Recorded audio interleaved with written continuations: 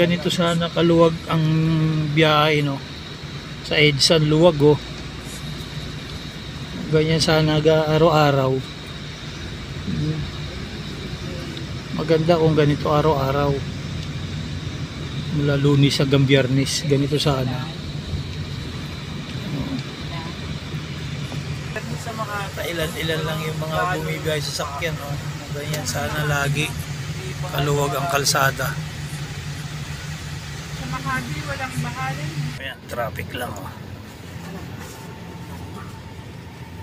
Oh, ayan, lakay.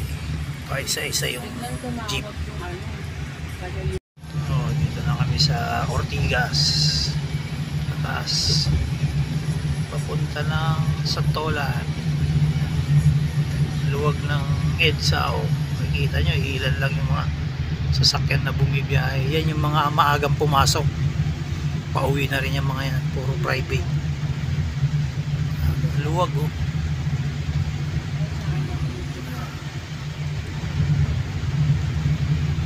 Sana ganito araw-araw. Luwag din ng Mindanao Avenue, oh. Walang ano, walang Oh, tignan mo, oh.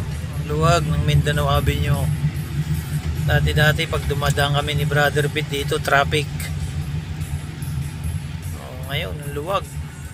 Ayan, stoplight lang kaya may mga kita kang mga sasakyan. Oh, ayan, ang luwag, oh. Dulo ng Mindanao Avenue na to.